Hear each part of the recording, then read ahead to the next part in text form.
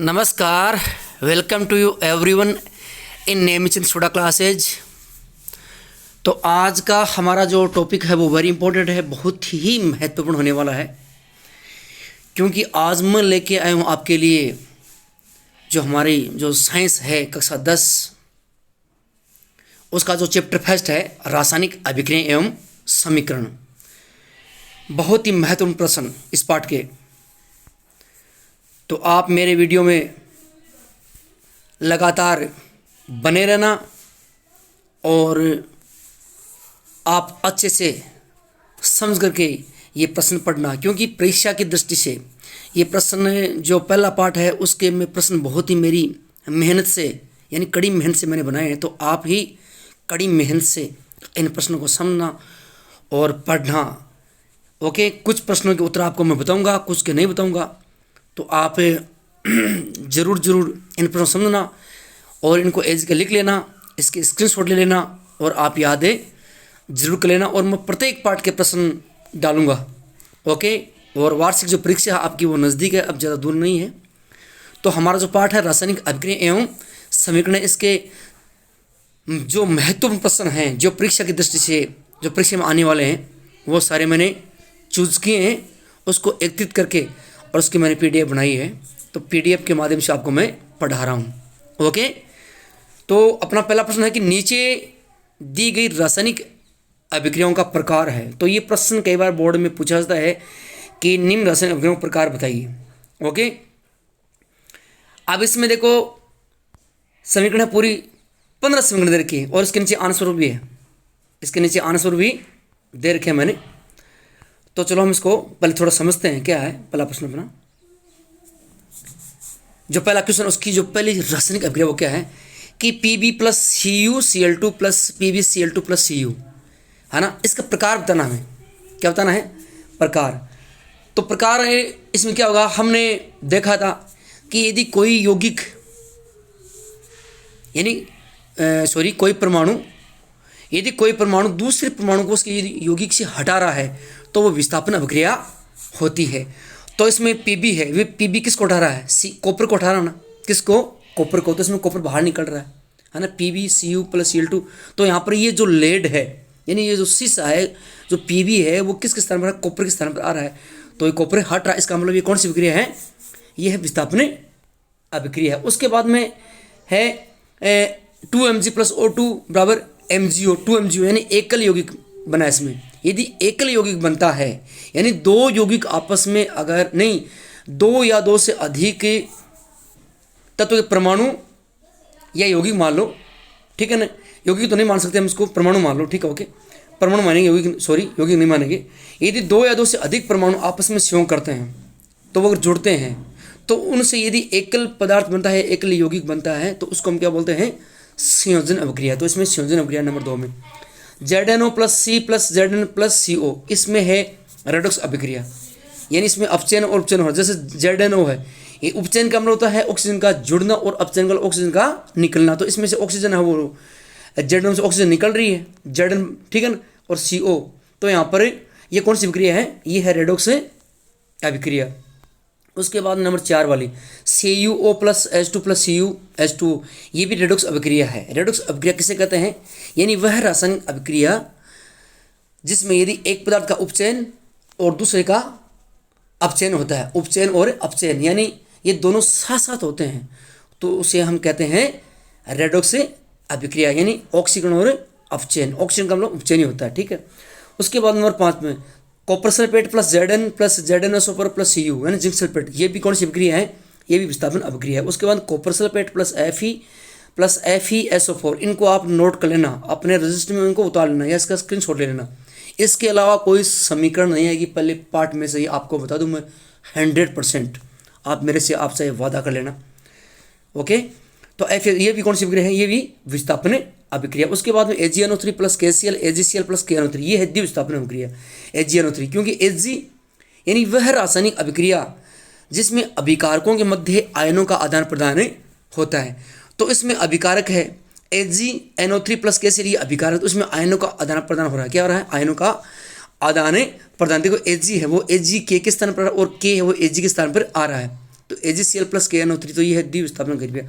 उसके बाद में नंबर 8 वाली है CaO प्लस H2O, तो इससे कैल्शियम हाइड्रोक्साइड बनता है प्लस उष्मा। तो इसका मतलब ये कौन सी अभिक्रिया है, यानी दो यौगिक आपस में जुड़े हैं तो इसका मतलब एक यौगिक बना है, तो ये कौन सी अभिक्रिया है, ये हो जाएगी संयोजन अभिक्रिया। उसके बाद में FeSO4 उष्मा Fe2O3 plus SO2 plus SO3, ये इसमें एकल यौगिक या अभिकर्मक है, वो क्या है, टूट रहा है।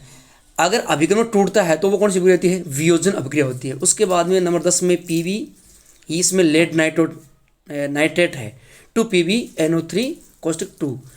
तो ये जो ऊपर जो त्रिभुज कणिका ये गर्म करने पर, इसको गर्म करेंगे तो ये अपने क्या है, परमाणु में टूट जाएगा। इसका मतलब ये भी वियोजन अभिक्रिया है, ठीक है, ये भी वियोजन। उसके बाद Na2SO4 plus BSO4 त्रिकाणसान BSO4 plus 2NaCl, ये कौन सी अभिक्रिया है, ये भी ये द्विस्थापन अभिक्रिया। उसके बाद 2PbO plus CO plus 2Pb plus CO2, ये जो अभिक्रिया है ये है रेडॉक्स अभिक्रिया। उसके बाद Fe2O3 प्लस 2Al2O3 2Fe, और ये है विस्थापन अभिक्रिया। उसके बाद में MnO2 plus 4HCl plus MnCl plus 2H2O plus Cl2, और ये है रेडॉक्स अभिक्रिया। उसके बाद में CaCO3, इसको गर्म करेंगे तो CaO प्लस CO2 बनेगा। तो ये कौन सी अभिक्रिया है, ये हमारी है वियोजन अभिक्रिया। इसमें भी जो यौगिक वो क्या है, टूट रहा है। ओके, तो अब इसमें आप देख लेना एक बार ज़रूर, ये जो रासायनिक जो अभिक्रियाएँ हैं यानी 10 हैं, इसका आप स्क्रीनशॉट जरूर ले लेना। और ये सॉरी 15 हैं, और इसके नीचे जो आंसर वो दे रखे हैं, देखो विस्थापन, संयोजन, रेडॉक्स, क्रम से दे रखे रेडॉक्स, विस्थापन द्विस्थापन, संयोजन, उष्माक्षेपी, वियोजन, द्विस्थापन, रेडॉक्स, विस्थापन, रेडॉक्स और वियोजन। ये परीक्षा जैसे वेरी इंपॉर्टेंट है, ये इसके आंसर हैं। ओके, तो अब हम चलते हैं नेक्स्ट क्वेश्चन में। अपना जो क्वेश्चन नंबर जो नेक्स्ट है, ठीक है ना, यानी ये जो प्रश्न थे ये तो समीकरण के थे, पहला प्रश्न था ये समीकरण के थे, किसके थे, रासायनिक अभिक्रियाएं थी, यानी पहचान नामे की कौन प्रकार बताने थे। अब हमारे कुछ प्रश्न हैं, जो प्रश्न नंबर 2 है, यानी ये 2 पार्ट आ गया। देखो प्रश्न नंबर 2, प्रश्न 2 का पहला अपना क्या है, ये इसमें बहुविकल्पी है, जिसको बोलते हैं ऑब्जेक्ट टाइप क्वेश्चन या बहुचयनात्मक अवैध वाले। इसमें 1 2 3 4 दिया, कोई बात नहीं है। पहला क्वेश्चन कि जब O2 की उपस्थिति में मैग्नीशियम रिबन को जलाया जाता है तो MgO में होने वाला परिवर्तन है। तो MgO का क्या होता है, ऑक्सीकरण होता है, हमें पता ही है, MgO मैग्नीशियम ऑक्साइड बन गया। उसके बाद PbSO4 का PbS में परिवर्तन होता है, तो PbSO4 का अपचयन, PbSO4 का ऑक्सीकरण उपचयन, उसके बाद में है PbS का अपचयन और PbS का उपचयन। तो इसमें क्या है, PbSO4 का क्या हो रहा है, अपचयन हो रहा है। ओके, उसके बाद में 2PbO plus C plus 2Pb यानी लेड प्लस CO2 बनता है। इस अभिक्रिया के संबंध में असत्य कथन है, तो इसमें शीशा अपचयित हो रहा है, CO2 उपचयित हो रहा है, बिल्कुल उपचयित हो रहा है, कार्बन उपचयित हो रहा है, क्योंकि कार्बन उपचयित हो रहा है क्योंकि इस जो कार्बन है उसमें ऑक्सीजन जुड़ रही है, इसका मतलब उसका अपचयन हो रहा है। लेड ऑक्साइड अपचयित हो रहा है, तो अपचयित हो रहा है इसमें। अब शीशा अपचयित हो रहा है, नहीं, शीशा अपचयित अकेला थोड़ी हो रहा है, PbO लेड ऑक्साइड, ठीक है ना।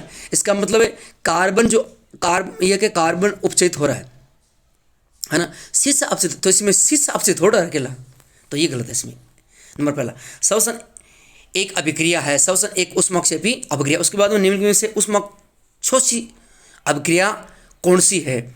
उष्माशोषी का मतलब होता है जिसमें उष्मा का अवशोषण होता है। तो इसमें देखो ये जो हमारी समीकरण है कौन सी, ये N plus N2 plus O2 बराबर 2NO है ना, नाइट्रोजन ऑक्साइड बनती है इसमें, ठीक है ना।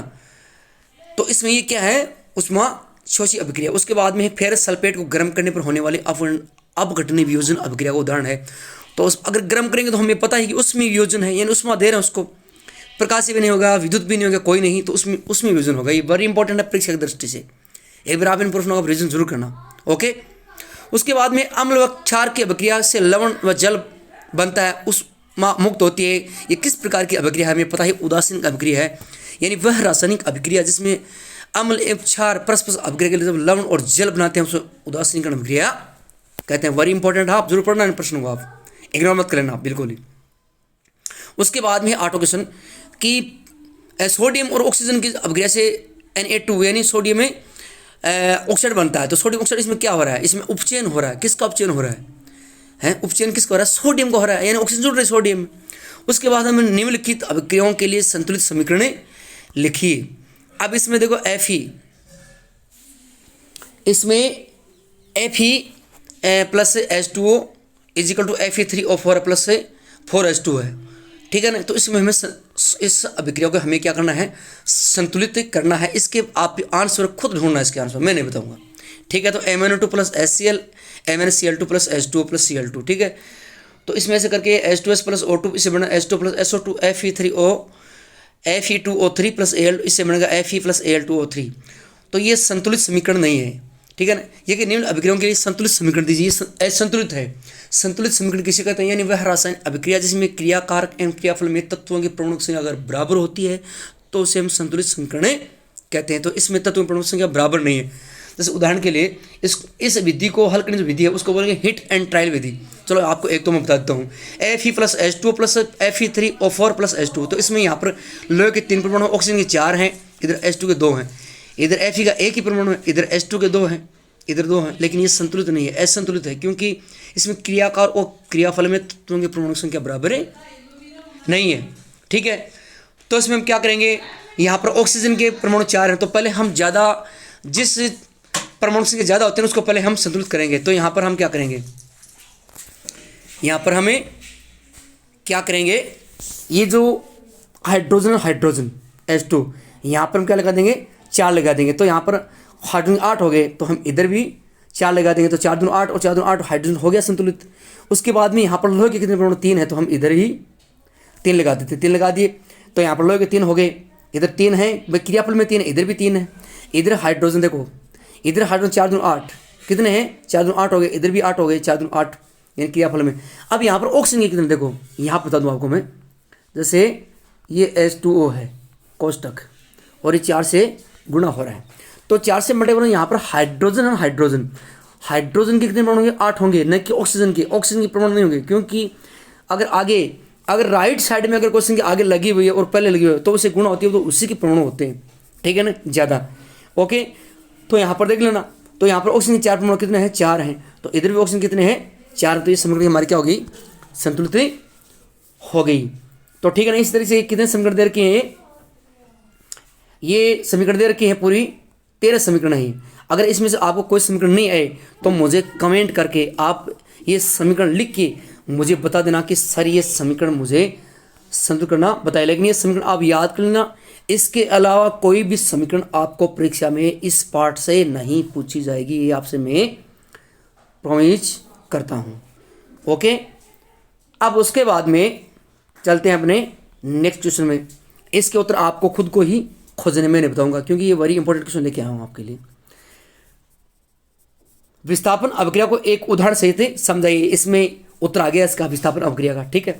जब लोहे की कील को कॉपर सल्फेट के विलेन में डूबा जाता है तो विलेन का नीला रंग है वो मलिन क्यों हो जाता है, ये भी विस्थापन अभिक्रिया है। द्विविस्थापन अभिक्रिया को एक उदाहरण सहित, इसका उत्तर भी इस पेपर में आ गया है, इस क्वेश्चन में आ गया है, इस PDF में आ गया है, ठीक है। विकृत गंधिता को उदाहरण से समझाइए, ये आपको समझ। विकृत गंधिता का मतलब क्या होता है कि जब तेलीय और वसायिक पदार्थ होते हैं ना, उसको लंबे समय के लिए यदि हम खुला छोड़ देते हैं तो यानी वायु के संपर्क में आते हैं तो उसकी स्वाद और गंध वो बदल जाती है, ठीक है। इसका उदाहरण मैंने बताऊंगा आपको, इसकी परिभाषा मैंने बता दी। रेडोक्स अभिक्रिया को उदाहरण सहित ये मैंने बता दिया है, रेडोक्स अभिक्रिया का आ गया इसका उदाहरण। फेरस सल्फेट के क्रिस्टलन को गर्म करने पर होने वाले अभिक्रिया का समीकरण, ये भी इसमें आ गया है, जो पहले समीकरण उसमें आ गया, ठीक, ओके।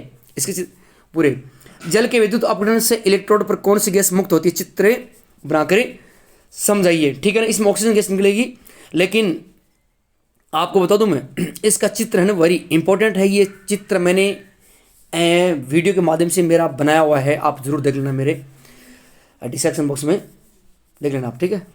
उसके बाद में है श्वेत रंग का पदार्थ अक्ष सूर्य के प्रकाश की उपस्थिति में दूसरे रंग का पदार्थ वायु में प्रदूषित होता है तो Cl2 गैस मुक्त होती है। इसका मतलब AgCl है, AgCl को गर्म करेंगे ना तो Ag प्लस Cl2 में इसका वियोजन, ये भी वियोजन अभिक्रिया, ये भी इसका भी उदाहरण आ गया। उसके बाद में किस प्रकार की रासायनिक अभिक्रिया है, तो ये वियोजन अभिक्रिया है।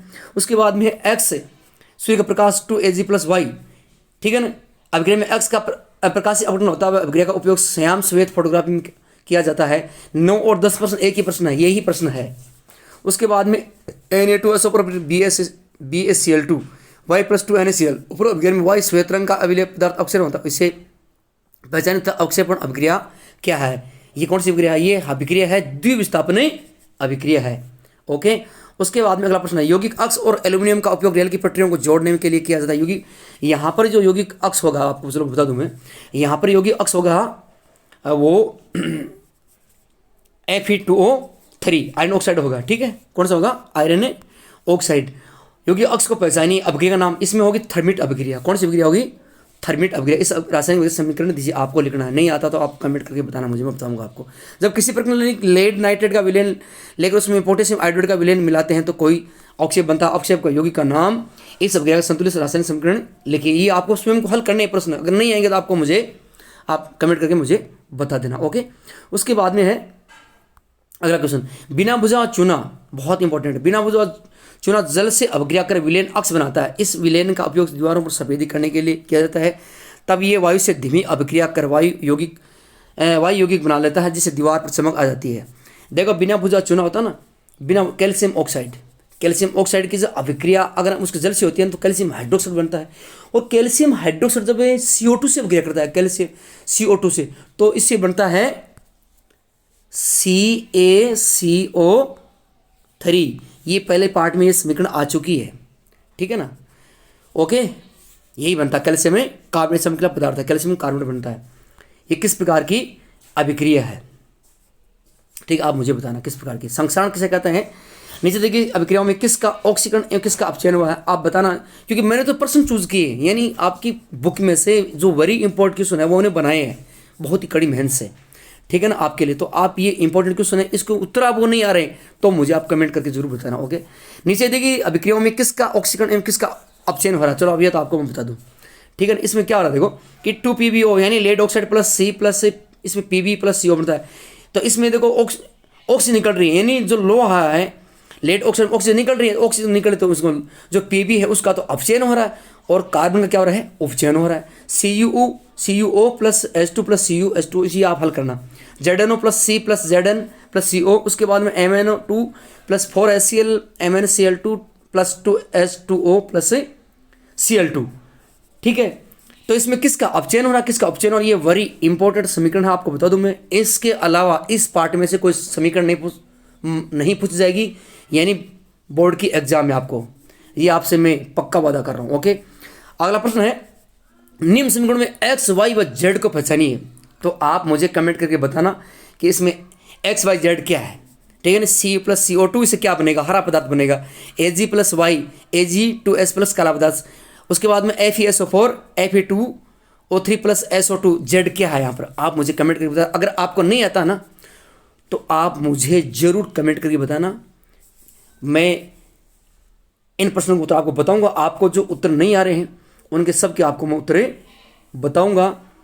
तो ये हमारे थे प्रश्न 17 क्वेश्चन, वेरी इंपॉर्टेंट क्वेश्चन, आपको बता दूं मैं परीक्षा की दृष्टि से। जो हमारा पहला पार्ट है उसमें से मैंने सारे क्वेश्चन जो परीक्षा में आने वाले वो सारे बना दिए हैं। इसके अलावा आपको इस पार्ट में से कुछ भी नहीं पूछा जाएगा। ओके, तो आप जरूर इन प्रश्नों को आप हल करना और मुझे कमेंट बॉक्स में लिख के जरूर बताना। ओके।